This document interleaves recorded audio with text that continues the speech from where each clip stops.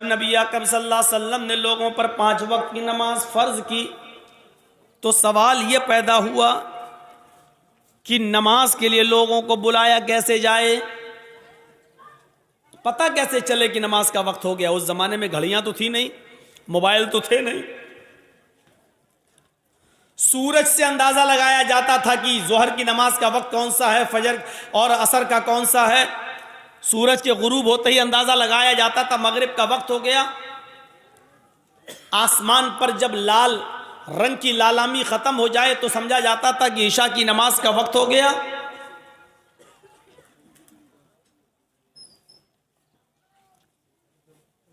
مشورہ کیا اللہ کے رسول صلی اللہ علیہ وسلم نے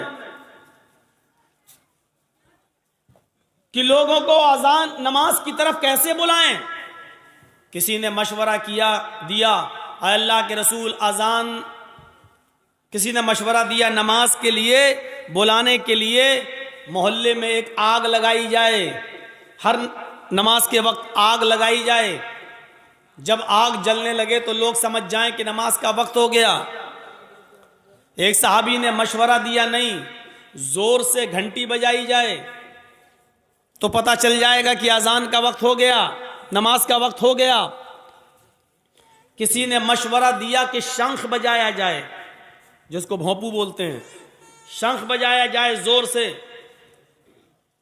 اس سے پتہ چل جائے گا کہ نماز کا وقت ہو گیا۔ لیکن اس وقت میٹنگ برخاست ہو گئی، نہیں، نہ آگ جلانا ٹھیک ہے، اس میں مجوسیوں کی مشابہت ہو رہی ہے، نہ شنخ بجانا ٹھیک ہے، نہ گھنٹا بجانا ٹھیک ہے، چلو کل غور کریں گے کہ کیا ہے، کل پھر میٹنگ ہوگی دوبارہ۔ اللہ کے رسول نے صبح پھر دوسرے دن پھر میٹنگ بلائی۔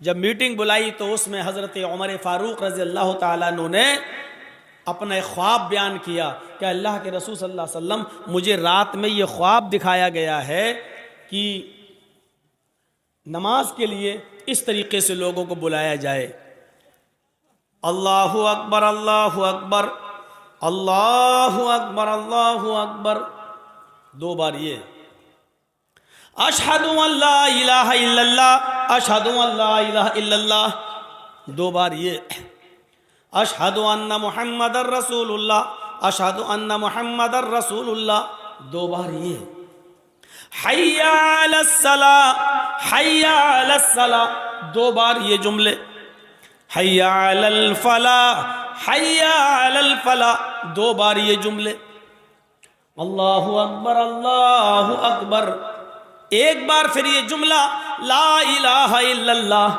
1 بار یہ جملہ۔ حضرت عمر نے جب اپنا یہ خواب بیان کیا تو اس میں چند صحابہ کھڑے ہوئے اور کہنے لگے اللہ کے نبی یہ خواب تو آج رات میں ہم نے بھی دیکھا، دوسرے نے کہا یہ ہم نے بھی دیکھا، ایک اور اٹھا کہنے لگا یہ تو ہم نے بھی دیکھا۔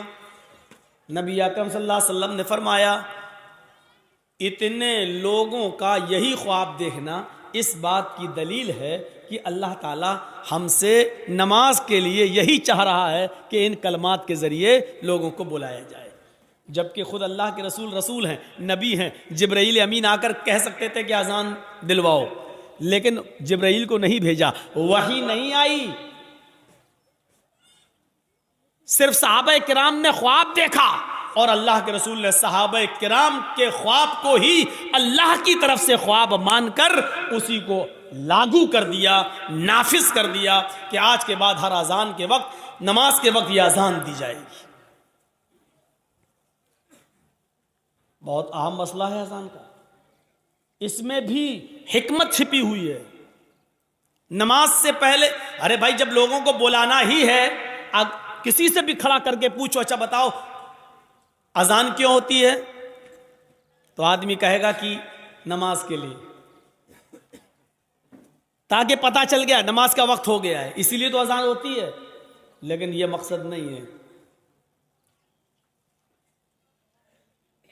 آج تو گھڑی ہے، پتہ چل جائے گا ظہر کب ہو رہی، گوگل میں تلاش کریے، آپ کو آپ کے ڈسٹرکٹ مالدہ کا پورا آپ کے گوگل پہ سرچ کریں گے تو آ جائے گا ظہر کتنے بجے، عصر کتنے بجے، مغرب کتنے بجے، عشاء کتنے بجے، فجر کتنے بجے۔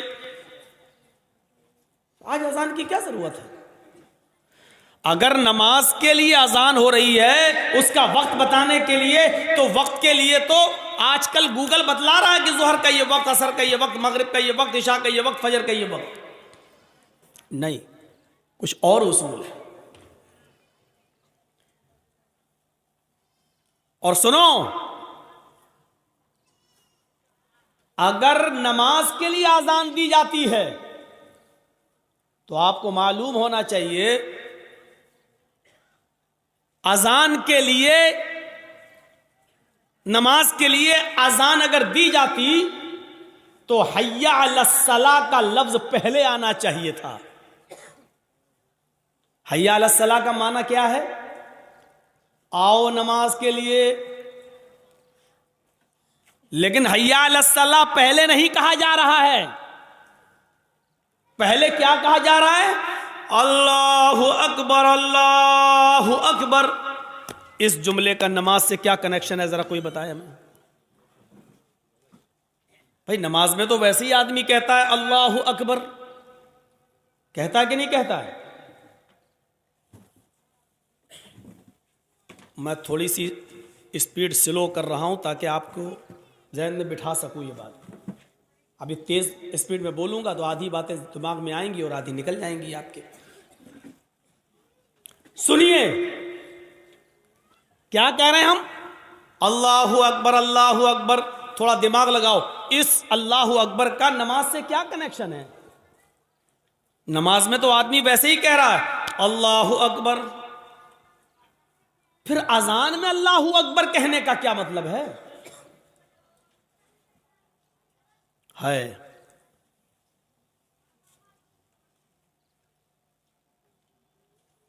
اللہ اکبر، اللہ اکبر. کل میں نے بتایا تھا جب مؤذن کہے اللہ اکبر، اللہ اکبر، تو تم بھی کہو اللہ اکبر، اللہ اکبر.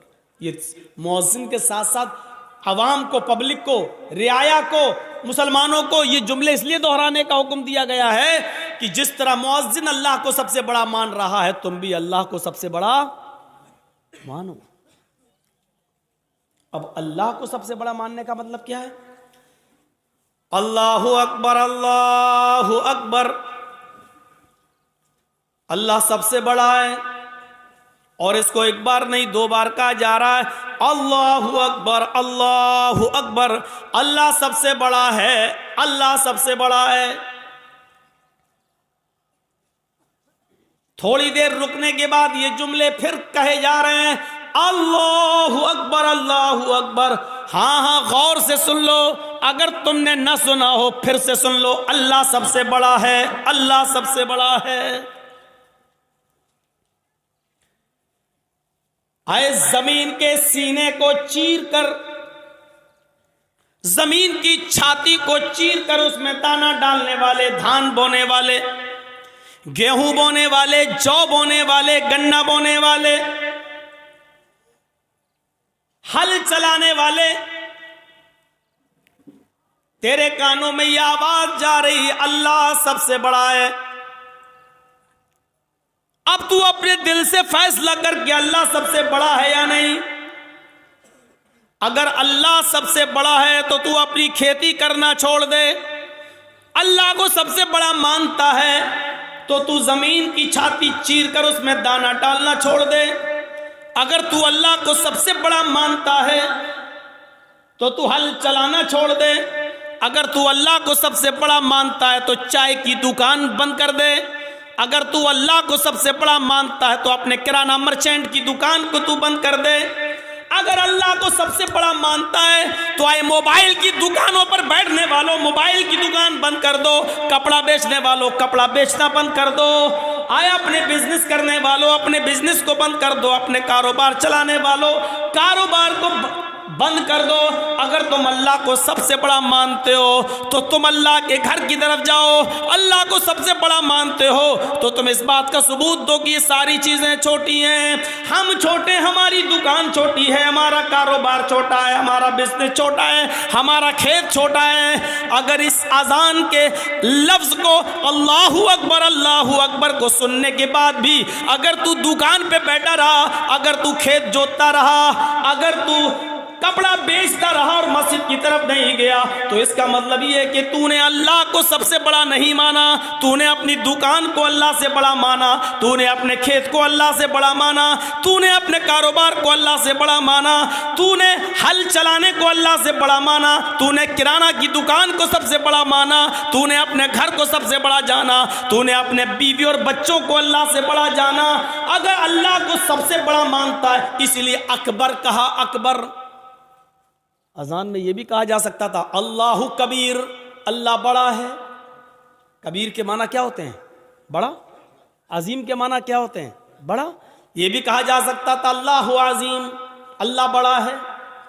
یہ بھی کہا جا سکتا تھا اللہ کبیر, اللہ بڑا ہے.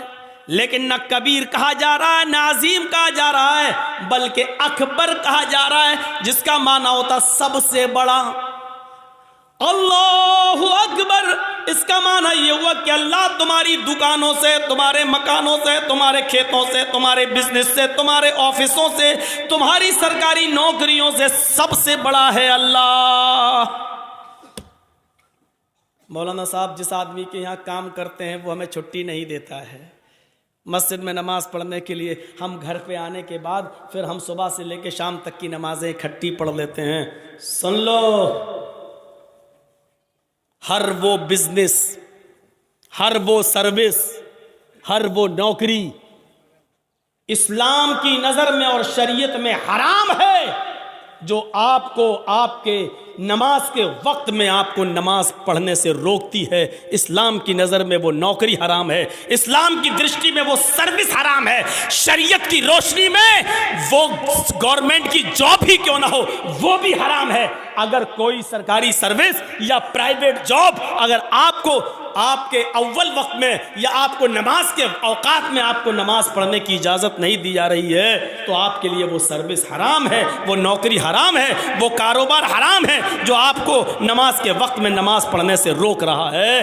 وہ کمائی بھی حرام ہے اور وہ بزنس بھی حرام ہے. اب مت پوچھنا مولانا صاحب فلاں جگہ نوکری کرنا جائز ہے کہ ناجائز, اس جملے میں سب آ گیا ہے.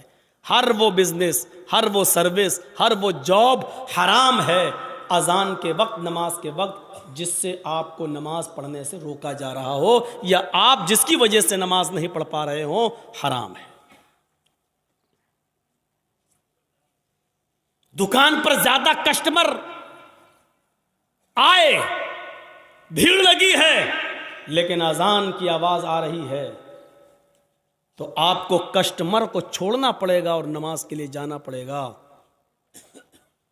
کیونکہ اقیم الصلاۃ کہا گیا ہے. یہ نہیں کہا گیا نماز پڑھ لو, نماز قائم کرو کہا. نماز قائم کرنے کا مطلب یہ کہ اس کو وقت پہ پڑھو, اس کے اصول پر پڑھو, اس کے ضابطوں پر پڑھو, نبی کے طریقے پر پڑھو, اور نبی نے جو وقت بتایا اس وقت پر پڑھو. بعد میں تو پڑھ ہی لوگے, شام کو اکٹھی بھی پڑھ لوگے. نماز پڑھنے کا حکم نہیں دیا اللہ نے, نماز کو قائم کرنے کا حکم دیا ہے. اور نماز کا قائم کرنا یہ ہے کہ جیسی اذان ہوئی بند کرو دکان اور جاؤ نماز پڑھنے کے لیے, چاہے 20 کسٹمر ہی تمہاری دکان پر کیوں نہ ہو. یہ ہے نماز کا قائم کرنا. صاحب بہت بڑا نقصان ہو جائے گا. پھر تو آپ نے کاروبار کو بڑا سمجھ لیا, پھر تو آپ نے دکان کو بڑا سمجھ لیا, پھر آپ نے اللہ کو بڑا کہاں سمجھا, پھر آپ نے اللہ کو بڑا نہیں مانا. اب سمجھ میں آ رہا ہے اذان کیوں دلوائی جا رہی ہے, نماز کے لیے اذان. ابھی نہیں کہا گیا نماز پڑھنے آؤ, ابھی یہ کہا گیا نماز پڑھنے بعد میں آنا. پہلے یہ فیصلہ کرو کہ تم اللہ کو سب سے بڑا مانتے بھی ہو یا نہیں مانتے ہو. اذان کے وقت ہی پتہ چل جاتا ہے کہ کون اللہ کو بڑا مان رہا ہے اور کون اللہ کو بڑا نہیں مان رہا ہے.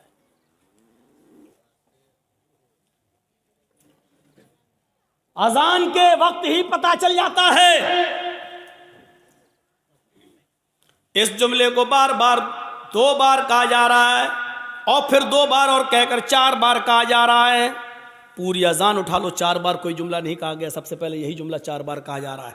اللہ اکبر, اللہ اکبر 2 بار ہو گیا. اللہ سب سے بڑا ہے, ہاں اللہ سب سے بڑا ہے.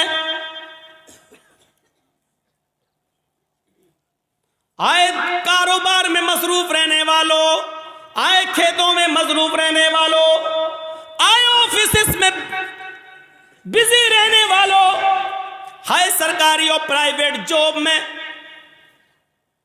مشغول رہنے والوں، ہائے دکانوں میں مصروف رہنے والوں، اپنے اپنے گھروں میں بزی رہنے والوں، دوبارہ پھر سن لو، اللہ اکبر، اللہ اکبر، اللہ سب سے بڑا ہے، اللہ سب سے بڑا ہے، تمہارے کاروبار سے بڑا۔ اللہ اکبر اصل میں اس میں تفضیل کا جو استعمال ہوتا ہے وہ من کے ذریعے بھی ہوتا ہے، اس کے بعد یہ لفظ سائلنٹ ہے جو دل میں رکھا جاتا ہے لیکن بولا نہیں جاتا ہے۔ اذان پوری کیا ہے؟ اللہ اکبر کا پورا جملہ کیا ہے؟ اللہ اکبر من کل شیء، یہ ہے۔ سمجھ میں آ رہا ہے نا؟ بہت سلو بول رہا ہوں، ابھی سپیڈ بڑھے گی میری، ابھی اتنا ذہن میں رکھیے۔ اذان کا صحیح جملہ کیا ہے؟ اللہ اکبر من کل شیء، لیکن من کل شیء نہیں بولا جاتا ہے، لیکن وہ دل میں رہتا ہے۔ من کل شیء کا مطلب کیا ہوا؟ ہر چیز سے۔ اب ترجمہ کیا ہوگا؟ اللہ اکبر من کل شیء، اللہ ہر چیز سے بڑا ہے، لیکن من کل شیء بولا نہیں جائے گا۔ جیسے انگلش میں نائف کس کو کہتے ہیں؟ چاقو کو۔ نائف کے معنی چاقو، لیکن کہ لکھا جاتا ہے بولا نہیں جاتا، وہ سائلنٹ رہتا ہے۔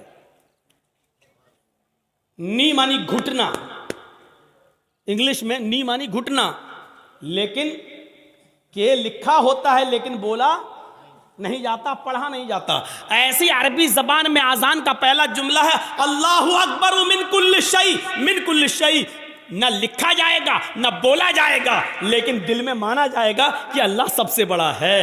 اللہ اکبر، اللہ اکبر، اللہ سب سے بڑا ہے، اللہ سب سے بڑا ہے، اللہ ہر چیز سے بڑا ہے، اللہ ہر چیز سے بڑا ہے۔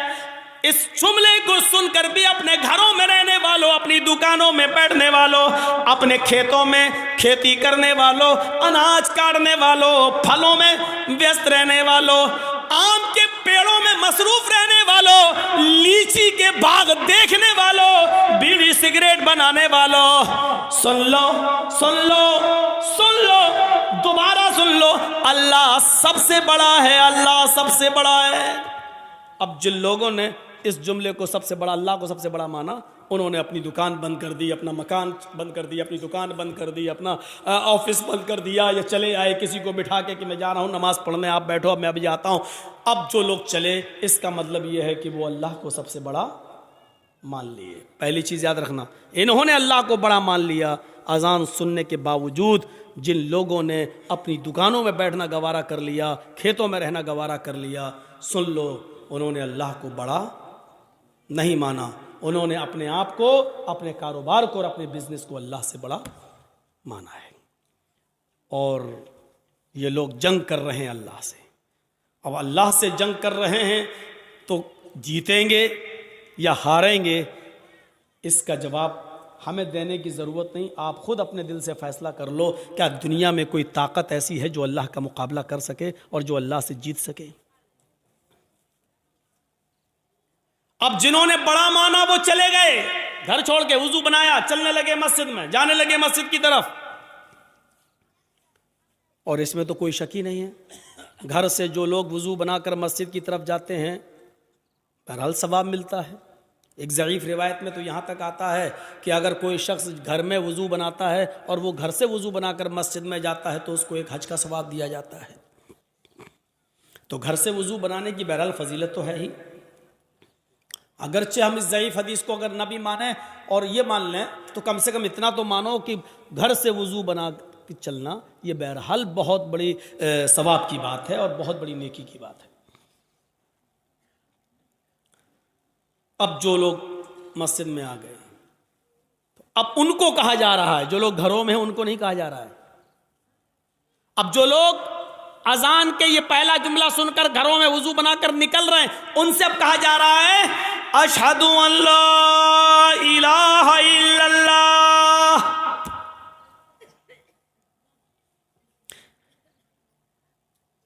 مسجد میں آنے سے پہلے اس بات کی گواہی دو، میں گواہی دیتا ہوں اس بات کی کہ اللہ کے علاوہ کوئی معبود نہیں۔ اشہد ان لا الہ الا اللہ، میں گواہی دیتا ہوں اس بات کی کہ اللہ کے علاوہ کوئی معبود نہیں۔ یعنی آپ گھر سے مسجد کی طرف جا رہے ہو نماز پڑھنے، تو یاد رکھو یہ نماز تمہاری اللہ کے لیے ہے یا کسی اور کے لیے؟ اللہ معبود ہے، اسی کے لیے نماز ہونی چاہیے۔ اللہ کو معبود مانو، اللہ کے لیے نماز پڑھنے جا رہے ہو، یعنی عبادت کس کے لیے؟ اللہ کے لیے ہونی چاہیے۔ اب باپ کے ڈر سے نماز پڑھنے بہت سے لوگ آتے ہیں، ابا میرے ڈانٹیں گے نماز پڑھ لو۔ مدرسے کے بچے، ارے نماز پڑھ لو اذان ہو گئی، نہیں تو ٹیچر مارے گا، وہ ٹیچر کے ڈر سے پڑھ رہے ہیں۔ اور بہت سے لوگ جمعے میں صرف اس لیے نماز پڑھنے آ رہے ہیں کہ پورے ہفتے تو آئے نہیں، جمعہ بھی نہیں پڑھیں گے تو محلے والے سماج کے لوگ کہیں گے دیکھو جمعے تک کی نماز نہیں پڑھ رہا ہے۔ تو جو لوگ اس لیے نماز پڑھنے آ رہے ہیں وہ سمجھ لیں کہ ان کی عبادت اللہ کے لیے ہے ہی نہیں۔ اگر نماز پڑھنے آنا ہے، مسجد میں آنا ہے، عبادت کے لیے آنا ہے، نماز کے لیے، تو اشہد ان لا الہ الا اللہ اس بات کی گواہی دو، میں گواہی دیتا ہوں اللہ کے علاوہ کوئی معبود نہیں ہے۔ اگر اللہ کے لیے عبادت کرنے جا رہے ہو تو ٹھیک ہے، اور اگر یہ عبادت اللہ کے لیے کرنے نہیں جا رہے ہو تو اپنے گھروں میں رہو۔ اگر محلے والوں کے ڈر سے جا رہے ہو تو مت جاؤ، اگر استاذ کے ڈر سے نماز پڑھ رہے ہو تو مت پڑھو، اگر باپ کے ڈر سے نماز پڑھ رہے ہو تو مت پڑھو، اگر محلے اور سماج کے ڈر سے نماز پڑھ رہے ہو تو مت پڑھو، اور اگر جا رہے ہو تو اللہ کو سب سے بڑا مان کر جاؤ، اور عبادت بھی اللہ کے لیے کرنے جاؤ، کسی غیر کا اس میں نام نہیں ہونا چاہیے، کسی غیر کا عنصر نہیں ہونا چاہیے۔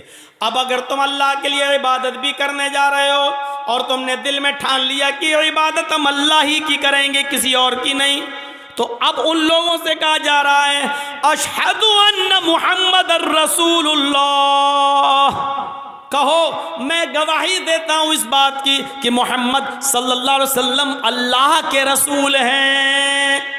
یعنی نماز نبی کے طریقے پر پڑھنا پڑے گی، اپنے منمانی طریقے پر نماز نہیں پڑھنی پڑی نہیں۔ اگر منمانے طریقے پر نماز پڑھنا ہے تو مت آؤ، اب اللہ کی عبادت کرنے جا رہے ہو تو رسول کے طریقے پر نماز پڑھنا پڑے گی۔ ظہر میں کتنی نماز؟ جتنی نبی نے بتائی۔ عصر میں کتنی؟ جتنی نبی نے بتائی۔ مغرب میں کتنی؟ جتنی نبی نے بتائی۔ تراویح کتنی پڑھیں؟ 20 یا 8؟ نہ تیری 8 نہ میری 20، جتنی جناب محمد رسول اللہ صلی اللہ علیہ وسلم نے بتائی۔ میرے بھائیوں، یہ نماز پڑھنے جا تو رہے ہو، لیکن یہ عقیدہ دل میں رکھو کہ ہم رسول اللہ کے طریقے پر نماز پڑھیں گے۔ نماز سے پہلے وضو سے پہلے پاکی، آپ خود پاک ہوں پہلے، اور پھر چھوٹی ناپاکی کیا ہے؟ وضو بنا کر چھوٹی ناپاکی کو دور کر دو، اس کے بعد جائیے آپ نماز پڑھنے کے لیے۔ اور یہ عبادت کیسے کریں گے؟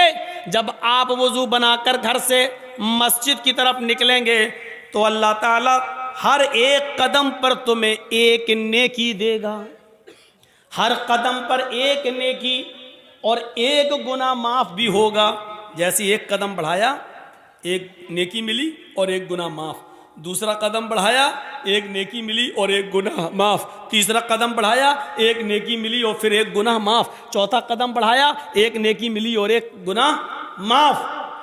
حضرت زید ابن ثابت رضی اللہ تعالیٰ عنہ جب گھر سے مسجد کی طرف نماز پڑھنے جاتے تھے، ان کا گھر مسجد کے قریب تھا، لیکن پھر بھی وہ چھوٹے چھوٹے قدم رکھتے تھے۔ لوگوں نے پوچھا اتنے نزدیک مسجد ہے اور تم جلدی نہیں آتے ہو، چھوٹے چھوٹے قدم رکھتے ہو؟ تو انہوں نے یہی حدیث پڑھ کے سنائی تھی کہ اللہ کے نبی نے فرمایا تم میں سے جب کوئی شخص مسجد میں نماز کے لیے جاتا ہے تو اس کے ہر ایک قدم پر ایک نیکی ملتی اور ایک گناہ معاف ہو جاتا ہے. میں اس لیے چھوٹے چھوٹے قدم رکھتا ہوں تاکہ میرے قدم کی گنتی زیادہ ہو جائے, مجھے نیکیاں زیادہ مل جائیں اور میرے گناہ زیادہ سے زیادہ مٹ جائیں.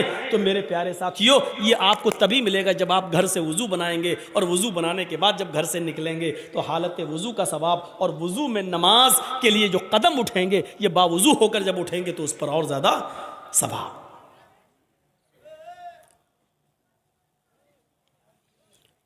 تو اللہ کو پہلے سب سے بڑا مانو.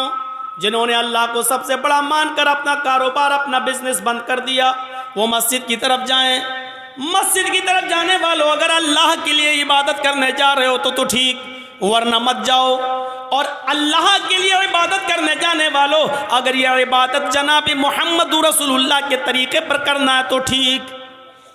اب یہ تین چیزیں بتانے کے بعد اب کہا جا رہا ہے, سنو, یہ تین چیزیں, اللہ کو سب سے بڑا مان لیا, اور عبادت اللہ کے لیے کرنے جا رہے ہیں, اور یہ عبادت نبی کے طریقے پر کرنے کا ارادہ ہے, نبی کے طریقے پر, نبی نے جیسے بتایا ہے. شاباش بیٹا, لے لو, لو, ہم بیٹھ گئے, لو. یہ لڑکا آگے چل کے کیا بنے گا بتائیے تو. ارے کچھ نہیں, اس کے گھر والوں نے بھیجا فوٹو لے کے آؤ. اتنا ہم, آپ جس اسکول میں پڑھ رہے ہیں نا اس کا میں ہیڈ ماسٹر رہ چکا ہوں. یہ بچہ کیا جانے بیچارہ فوٹو لے کے, اس کو کس نے بھیجا ہم لوگ سب سمجھ رہے ہیں. چلو, تو ہو گیا بیٹا, ویڈیو بنا رہے ہو کیا؟ یہ سب بن رہی ہے, یہ سب بن رہی ہے. ارے آج کل کے بچے, ابھی شادی کر دو تو 2 بچوں کا باپ بن جائے گا. یہ آج کل کی اولاد ہے بھیا, آج کل کی اولاد. تو میرے بھائیو سنو, 3 چیزیں بتائی گئی. اس کے بعد پہلے اللہ کو سب سے بڑا مانو, دوسرا جب اللہ کو بڑا مان لیا تو عبادت اللہ کے لیے کرو, اور عبادت جب اللہ کے لیے کرنے کا پورا عزم ہو گیا تو یہ عبادت رسول اللہ کے طریقے پر کرو, نبی کے طریقے پر, رسول کے طریقے پر. کچھ نہیں چلے گا تیرا. نبی نے 1 رکعت میں 1 رکوع کیا, 1 ہی کرنا ہے. نبی نے 1 رکعت میں 2 سجدے کیے, 2 ہی کرنا ہے. نبی نے ظہر میں 4 پڑھی, اگر تو 6 پڑھے گا تو گناہگار ہوگا. نبی نے مغرب میں 3 پڑھی, اگر تو 4 پڑھے گا تو گناہگار ہوگا. نبی نے فجر میں 2 پڑھی, اگر تو 3 یا 4 پڑھے گا تو گناہگار ہوگا. نماز اتنی ہی پڑھنا ہے جتنی جناب محمد رسول اللہ نے بتائی ہے. تو میرے بھائیو, اگر یہ طریقہ نبی کا مانتے ہو تو اب یہ 3 چیزیں جب تم نے مان لی تب کہا جا رہا ہے حی علی الصلاۃ, اب آؤ نماز کے لیے. دیکھا نماز کے لیے کب بلایا جا رہا ہے؟ پہلے یہ 3 باتیں جب بتا دی گئیں اور آپ کے دماغ میں ڈال دی گئیں. ایمانداری کے ساتھ بتائیے, اذان کا یہ فلسفہ اور یہ مقصد آج سے پہلے آپ نے کس سے سنا تھا؟ ہمیں تو یہ معلوم تھا کہ نماز, اذان ہو رہی, چلو نماز پڑھنا ہے. نماز کے لیے اذان ہو رہی نہیں, نماز کے وقت کو بتانے کے لیے گھڑی کافی ہے. نماز کے وقت کو بتانے کے لیے آج کل ٹائم موبائل بتلا رہا ہے. نماز کا وقت بتانے کے لیے اذان نہیں ہے. اذان اللہ کو سب سے بڑا بتانے کے لیے, اور عبادت اللہ کی بتانے کے لیے, اور طریقہ جناب محمد رسول اللہ کا بتانے کے لیے یہ اذان دی جا رہی ہے. جب یہ 3 چیزیں آپ نے ایکسپٹ کر لی, قبول کر لی, تب کہا جا رہا حی علی الصلاۃ, آؤ نماز کے لیے. اب یہ نماز تمہیں بھلائی پر پہنچائے گی, یہ نماز تمہارے لیے بھلائی کا راستہ کھولے گی. اس لیے کیا کہا جا رہا ہے؟ حی علی الفلاح, آؤ ایسی نماز پڑھ کر بھلائی پر, بھلائی کے لیے آؤ, بھلائی کے, حی علی الفلاح, آؤ کامیابی کی طرف, آؤ بھلائی کی طرف. یعنی جب اللہ کی عبادت کرو گے اور رسول کے طریقے پر کرو گے تو یہ نماز تمہارے لیے بھلائی کا راستہ ہے, یہ نجات کا ذریعہ ہے, یہ نجات کا ذریعہ. اور اگر اللہ کے لیے نہیں ہے اور رسول کے طریقے پر نہیں ہے تو یہ نماز بھی نہیں ہے اور بھلائی بھی نہیں, بھلائی بھی نہیں.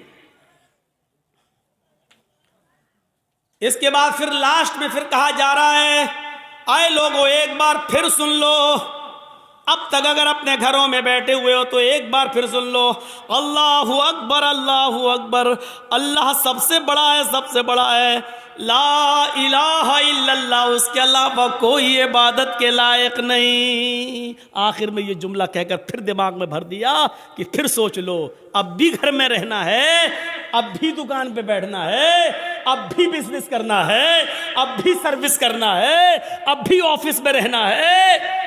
لاسٹ میں پھر سن لو کہ اللہ سب سے بڑا ہے۔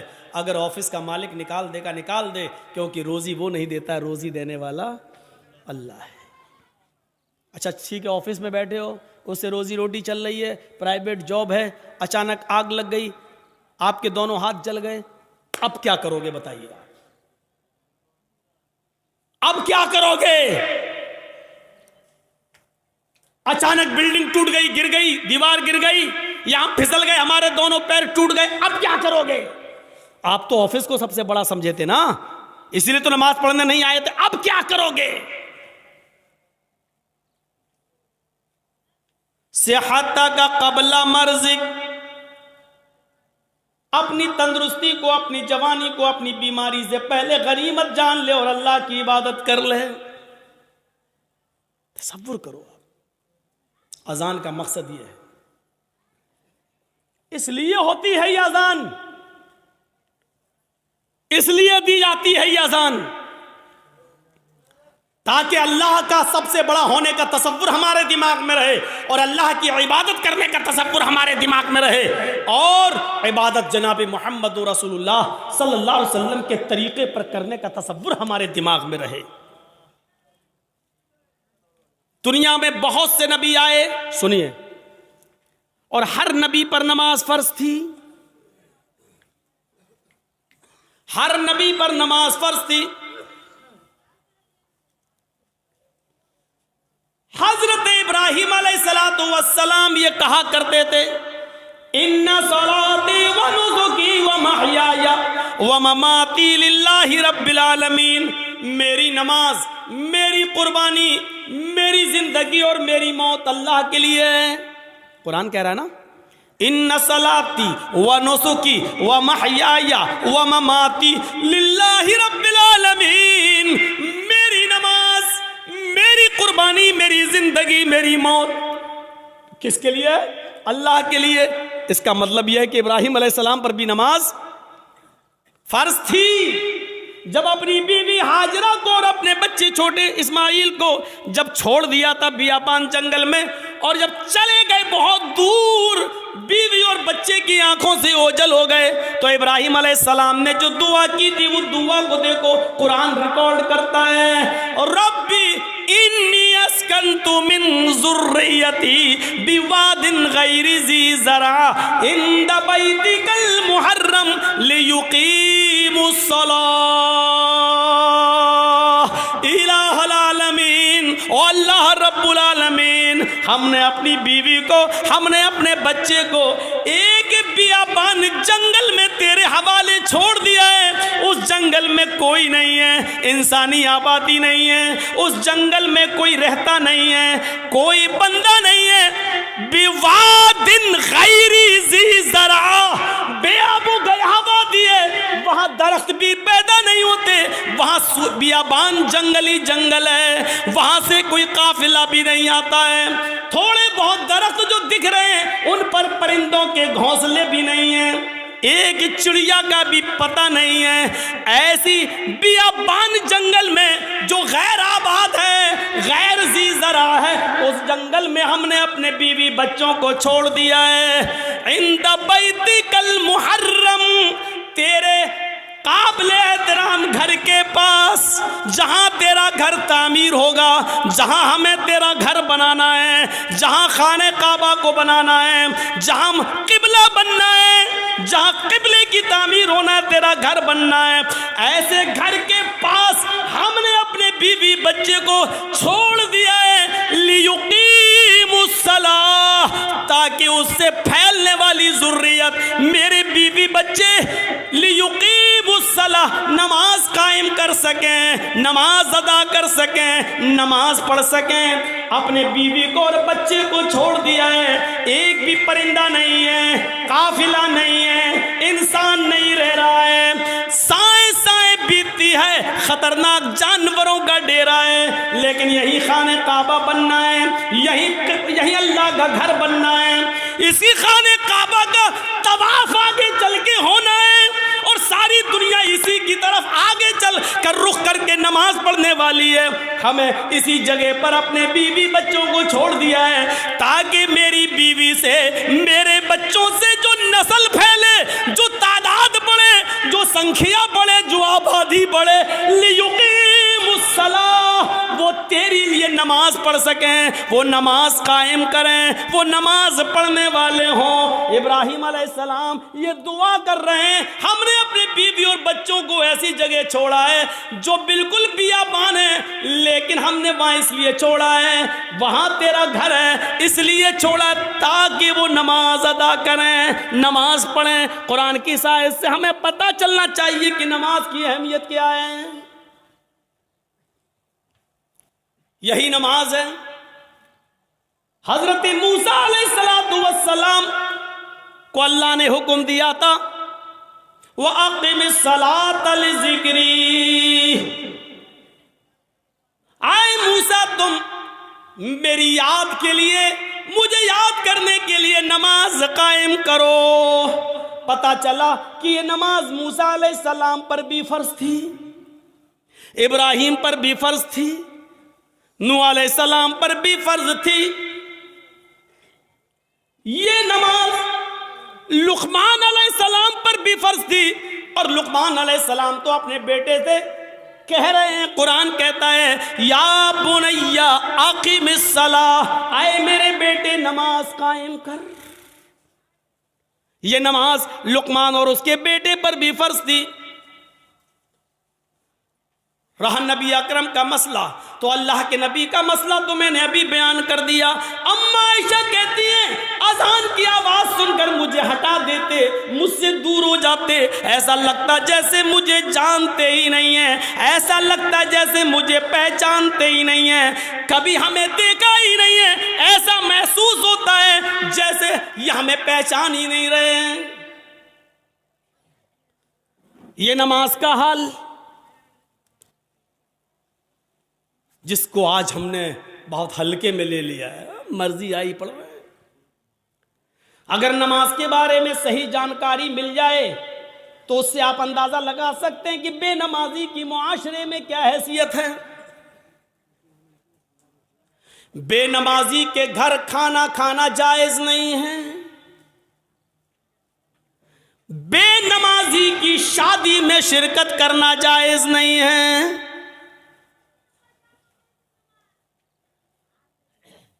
اگر کسی لڑکی کی شادی کسی بے نمازی سے ہو جائے تو اس لڑکی کا بے نمازی پتی کے ساتھ رہنا جائز نہیں ہے.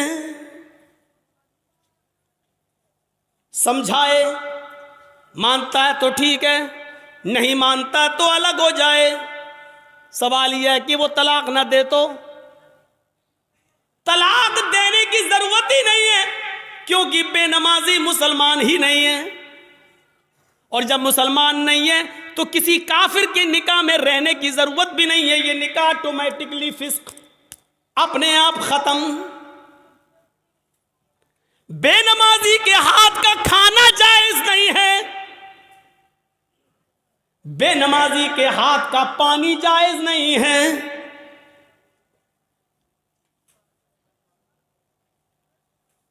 بے نمازی اگر مر جائے تو اس کی نماز جنازہ پڑھنا جائز نہیں ہے.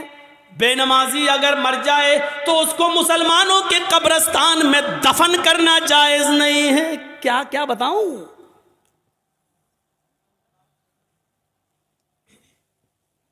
لیکن سب چل رہا ہے. کتنا بڑا دل گردہ ہے آج جس کی حیثیت یہ ہو, اور شادی کے موقع پر ہم یہ نہ دیکھیں. پوچھتے ہیں لڑکی پڑھی لکھی ہے, ہاں کتنی, قرآن پڑھی ہے. کتنا بڑا کارنامہ ہے, قرآن پڑھی ہے. اور قرآن کھلتا کب ہے؟ رمضان میں, پھر پورے رمضان تک بند رہتا ہے. پھر جب رمضان کا مہینہ آئے گا تب وہ کپڑے سے کھلے گا, دھول اس وقت صاف ہوگی, اپنے جہیز کے برتن روز دھوئے گی. اماں کی اور باپ کی طرف سے ملے ہوئے برتن روز دھوئے گی، لیکن قرآن جس جزدان میں لپٹا ہوا ہے اس کو مہینوں ہو جاتے ہیں، اس کو صاف کرنے کی نوبت نہیں۔ جس طریقے سے بے نمازی عورت بے نمازی آدمی کے ساتھ نہیں رہ سکتی، اسی طریقے سے نمازی شوہر کے ساتھ بے نمازی عورت نہیں رہ سکتی۔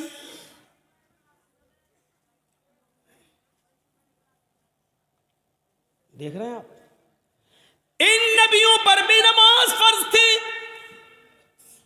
یہ الگ بات ہے کہ کسی نبی کے اوپر 2 رکعت فرض تھی، کسی نبی کے اوپر 4 رکعت فرض تھی، کسی نبی کے اوپر 3 رکعت فرض تھی، کسی کے اوپر 2 ٹائم کی تھی، کسی کے اوپر 3 ٹائم کی تھی، صبح دوپہر شام، اور کسی کے اوپر 5 ٹائم بھی تھی، کسی کے اوپر 4 وقت کی بھی نماز فرض تھی۔ لیکن اللہ کے نبی جناب محمد رسول اللہ صلی اللہ علیہ وسلم جب نبی بنا کر بھیجے گئے تو آپ نے یہ نماز 5 وقت کی فرض کی، کیونکہ اللہ تعالیٰ نے 50 سے 5 وقت کی کر دی، اور جب 5 وقت کی فرض کر دی گئی تو نماز کا اصول یہ بنایا کہ فجر میں 2 رکعت رکھ دی، ظہر میں 4 رکعت رکھ دی، عصر میں 4 رکعت رکھ دی، مغرب میں 3 رکھ دی، اور عشاء میں 4 رکھ دی، کیونکہ کسی نبی کے اوپر 2 تھی، کسی کے اوپر 3 تھی، اور کسی کے اوپر 4 تھی، 2 سے کم نہیں تھی اور 4 سے زیادہ کسی کے اوپر فرض نہیں تھی۔ اس لیے اللہ کے نبی نے 2 بھی رکھی، 3 بھی رکھی اور 4 بھی رکھی، تاکہ لوگوں کو اس بات کا علم ہو جائے کہ میں کسی نبی کے خلاف نہیں ہوں۔ میں نے فجر میں 2 رکعت نماز فرض کی ہے تاکہ ان نبیوں کی بھی اقتدا ہو جائے جو 2 رکعت جو پڑھا کرتے تھے، 3 رکعت بھی میں نے مغرب میں رکھ دی ہے، کیونکہ کچھ نبیوں پر 3 وقت 3 رکعت فرض تھی، تو میں نے ان کو کی 3 رکعت بھی رکھ دی تاکہ اس نبی کی سنت بھی زندہ ہو جائے۔ اور جن نبیوں پر 4 رکعت فرض تھی ہم نے ظہر، عصر اور عشاء میں 4 رکعت فرض کر دی تاکہ اس نبی کی سنت پر بھی عمل ہو جائے۔ میں نبیوں کا مخالف نہیں ہوں، میں رسولوں کا مخالف نہیں ہوں، ہاں میں آخری نبی ہوں، اب طریقہ میرا چلے گا، اب راستہ میرا چلے گا۔ دنیا میں 3 ہی قسم کی مخلوق ہے۔ ایک مخلوق جو ہمیشہ کھڑی رہتی ہے، جیسے پیڑ، درخت، پہاڑ، یہ کھڑے ہیں۔ کچھ مخلوق جھکی ہوئی ہوتی ہے، جیسے بھینس، بکری، گائے، بھیڑ۔ آپ دیکھیے ہم لوگ جب ایسے رکوع میں چلے آئیں تو بالکل وہی شکل ہو جاتی ہے، اور کچھ مخلوق زمین سے چپکی ہوئی ہوتی ہے، جیسے چھپکلی، چوہا، دیوار پہ بھی چڑھے گا تو چپکا ہوا ہوگا، زمین پہ ہوگا تو ایسے ہوگا۔ یہ 3 ہی قسم کی مخلوق ہے، چوتھی کوئی قسم نہیں ہے۔ اور اللہ کہتا ہے یسبح للہ ما فی السماوات و ما فی الارض، زمین و آسمان کی ساری مخلوق اللہ کی تسبیح بیان کر رہی ہے، اللہ کی حمد و ثنا بیان کر رہی ہے۔ اللہ کے نبی صلی اللہ علیہ وسلم نے نماز میں یہ تینوں کنڈیشن لاگو کر دی ہے۔ اللہ اکبر، اے اللہ یہ پہاڑ بھی تیری حمد و ثنا بیان کرتے ہیں، یہ درختوں کے پتے بھی حمد و ثنا بیان کرتے ہیں۔ اگر تجھے کھڑے ہو کر کی جانے والی عبادت زیادہ پسند ہے درختوں کی، پہاڑوں کی، تو دیکھ میں کھڑا ہوں، اللہ اکبر، میری اس ادا کو قبول کر لے۔ اگر تجھے 4 پیر والے جانوروں کی عبادت زیادہ پسند ہے تو دیکھ میں جھک گیا ہوں، اللہ اکبر، میں نے رکوع کر لیا ہے، دیکھ میں نے بھی ان کی طرح شکل بنا لی ہے۔ اگر تجھے چھپکلی، چوہے اور زمین پر رینگنے والے کیڑے مکوڑے، سانپ بچھوؤں کی عبادت اور ان کی تسبیح پسند ہے تو دیکھ میں سجدہ کر رہا ہوں، اللہ اکبر، زمین پر چپک گئے، سجدہ کر لیا۔ اے اللہ اگر تجھے یہ حیت پسند ہے تو میں بھی اس حیت کو کر رہا ہوں۔ تینوں چیزیں نماز کے اندر لاگو کر دی ہیں۔ پتہ نہیں اللہ کو کون سی ادا زیادہ پسند ہے، اللہ تینوں اداؤں میں سے جو تجھے پسند ہے وہ قبول کر لے۔ آئیے ایک اور چیز بتاتا ہوں آپ کو، اللہ کے نبی صلی اللہ علیہ وسلم کے پاس چند صحابہ آتے ہیں. ہاں سنیے زبردست چیز. چند صحابہ آتے ہیں اور آ کر کہتے ہیں اے اللہ کے نبی صلی اللہ علیہ وسلم،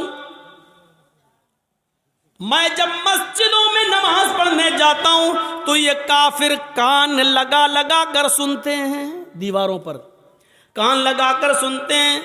جب ہم زور سے مسجدوں میں نماز کی حالت میں قرآن کی تلاوت جب میں زور سے کرتا ہوں تو یہ کافر سن لیتے ہیں باہر سے، پھر یہ مسجدوں میں گھس جاتے ہیں اور بے تحاشا مارتے ہیں، اتنا مارتے ہیں کہ مارتے مارتے پیڑتے پیڑتے ہمیں بدحال کر دیتے ہیں، لہو لہان کر دیتے ہیں. اللہ کے نبی نے پوچھا اچھا یہ بتاؤ وہ کس وقت کان لگا کر سنتے ہیں تمہاری دیواروں پر؟ کہا اللہ کے نبی شام کو جب کام کر کے واپس آتے ہیں، بہت دیر ہو گئی، تقریباً 1.5 گھنٹہ 1 گھنٹہ، وہاں بڑا شور ہو رہا ہے، وہ پیچھے وہ لوگ سن ہی نہیں رہے، پتہ نہیں کیا خرافاتیں کر رہے ہیں.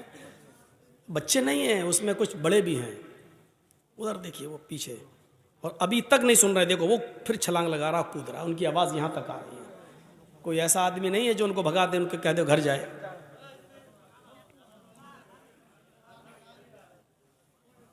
اتنے شیطان بچے، ان کے ماں باپ سے پوچھو، ہمارا دل کہتا ہے یہ رات میں پیدا ہوئے ہوں گے.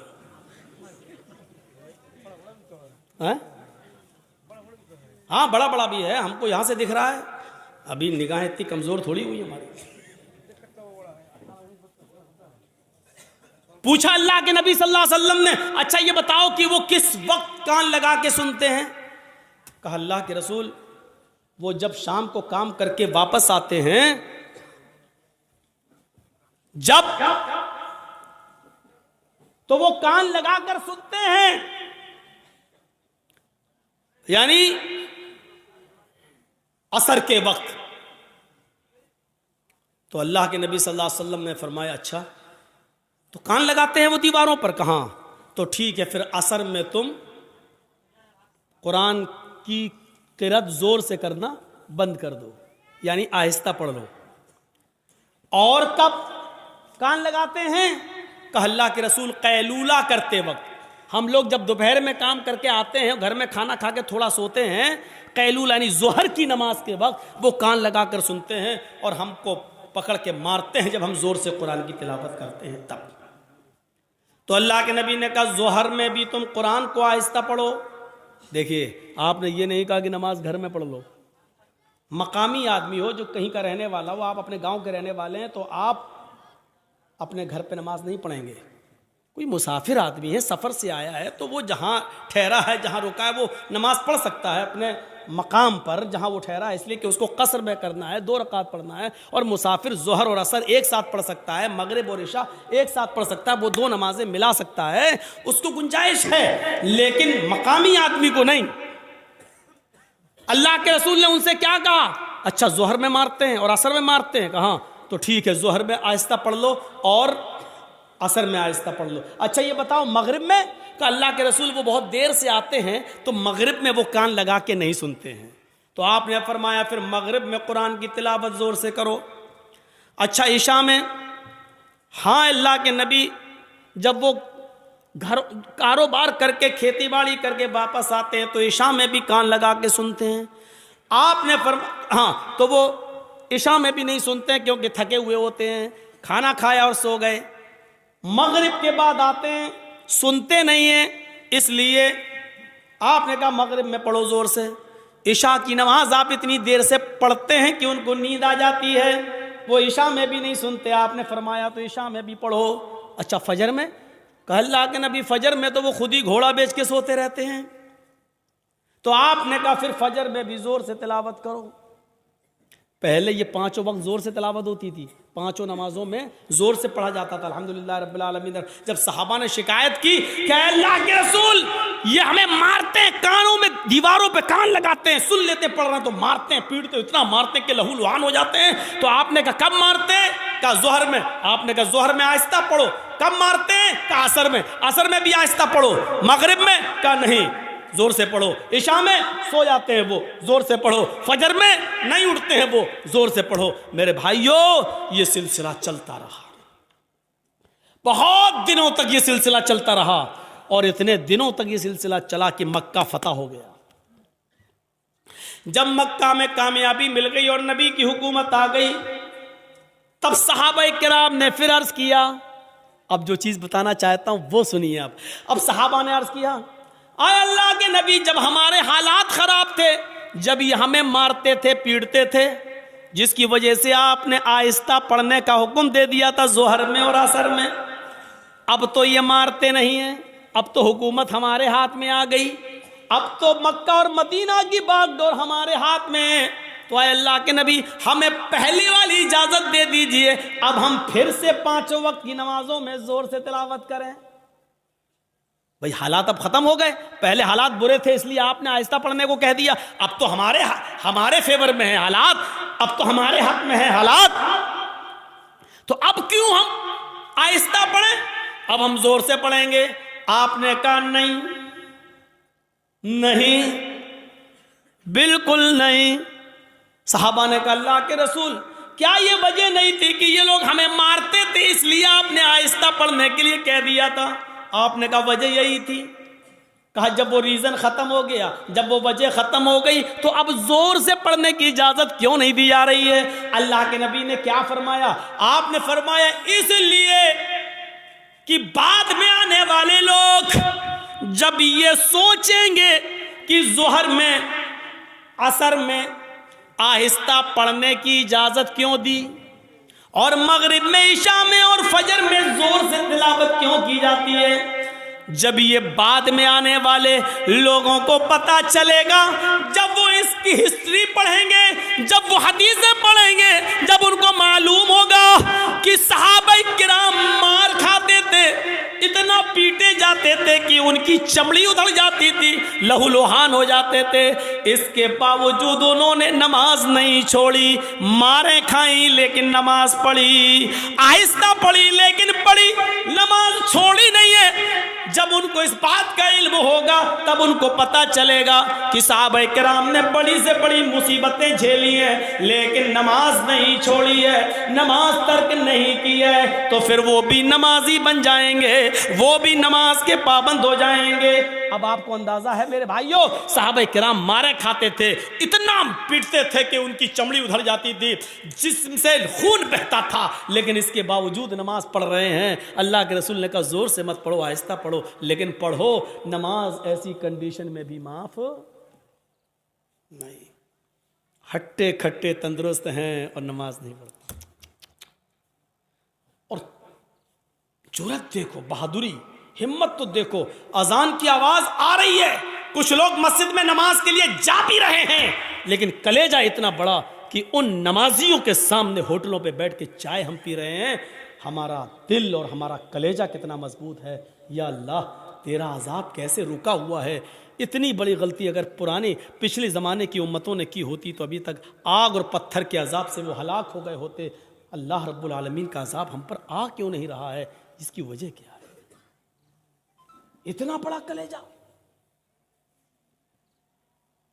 مسجد کے سامنے ہوٹل کے باہر، مسجد کے باہر ہوٹل پہ بیٹھ جائیں ہم، اور نماز مسجد کے اندر ہو رہی ہو، اور ہم مسجد کے سامنے سے گزر جائیں سائیکل لے کر اور بائک لے کر۔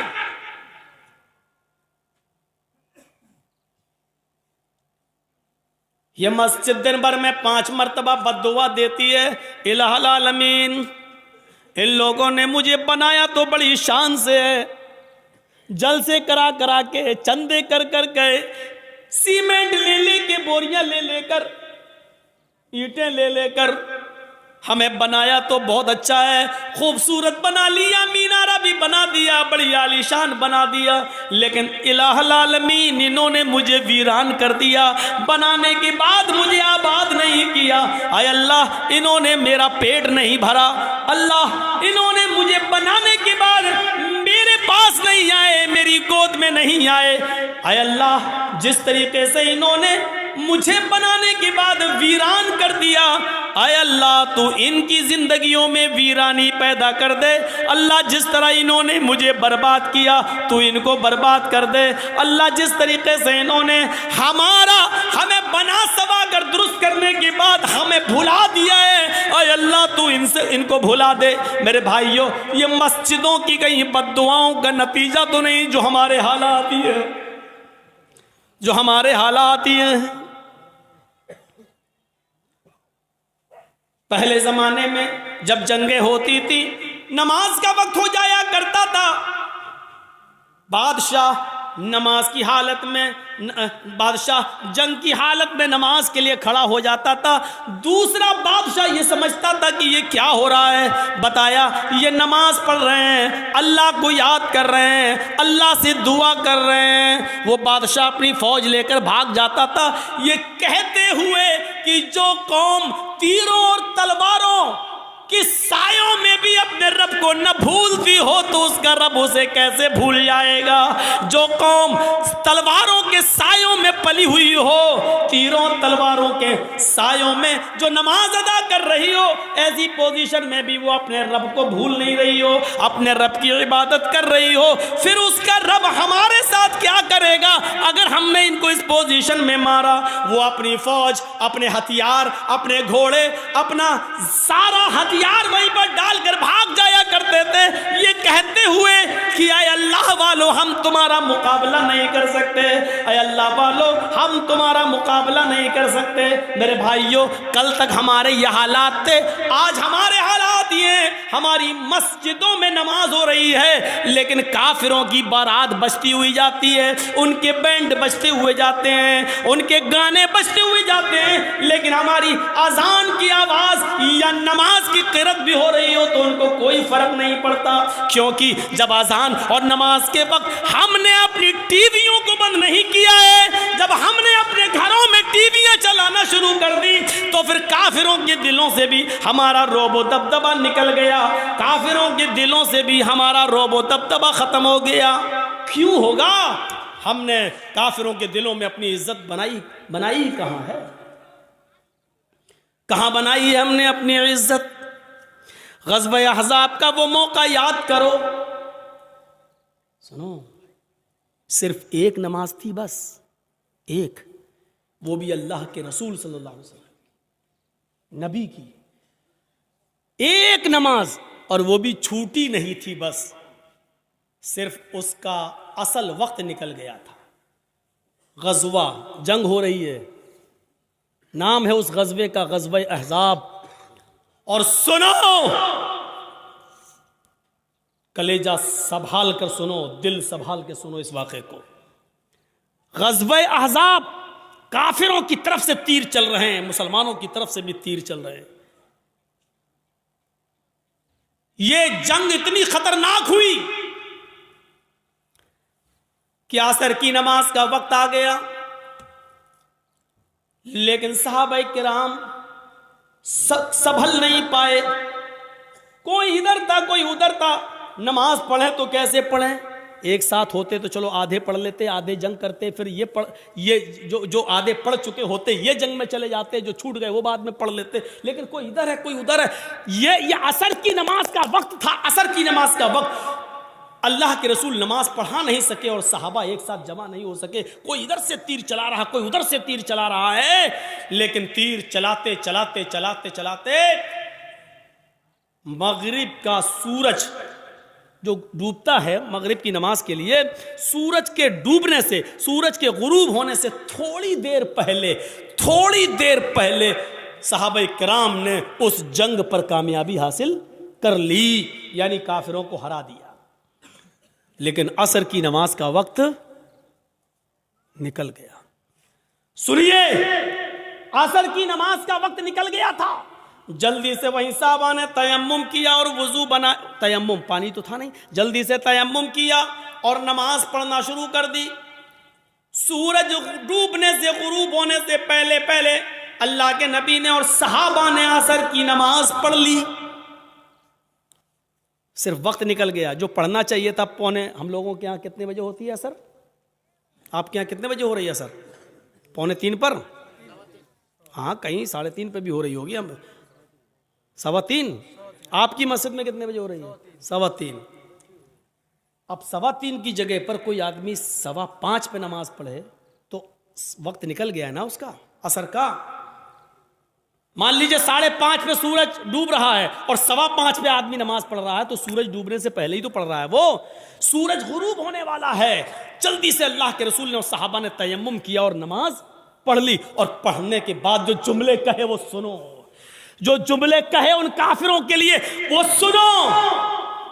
ملأ اللہ بیوتہم وقبورہم نارا کما حبسونا وشغلونا عن الصلاة الوسطی. بخاری شریف کی حدیث کے الفاظ ہیں. اللہ کے نبی فرماتے ہیں الہ العالمین, جن کافروں کی وجہ سے آج ہماری عصر کی نماز کا اول وقت نکل گیا,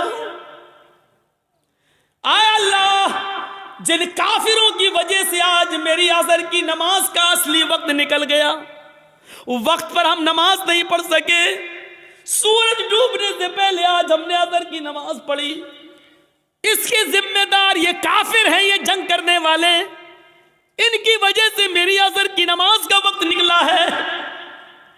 ملأ اللہ بیوتہم, اے اللہ ان کے گھروں کو تو آگ سے بھر دے, اے اللہ ان کے گھروں میں آگ لگا دے, اے اللہ ان کے گھروں میں تو آگ سے بھر دے.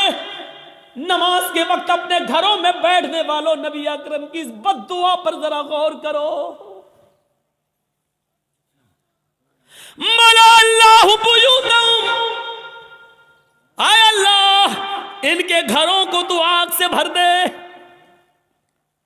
میرے نبی نے کبھی کسی کو بد دعا نہیں دی. مار کھایا پھر بھی معاف کر دیا. نبی کی بیٹی کو جس نے پیٹ پھاڑا, حبار ابن اسود نے تیر مار کر, نبی کی بیٹی زینب کے پیٹ میں حمل تھا, بچہ تھا, تیر پیٹ میں لگتا ہے, بچہ گر جاتا ہے. زینب مدینے پہنچتی ہیں, ہوش میں آتی ہیں تو ان کو پتا چلتا ہے کہ میرے پیٹ کا بچہ گر گیا ہے, ضائع ہو گیا ہے.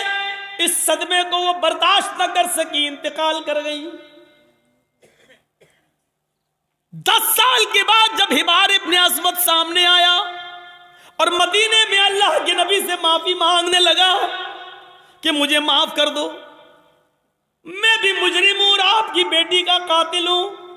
10 سال پہلے آپ کی بیٹی کے پیٹ میں تیر مارا تھا, حمل گر گیا تھا.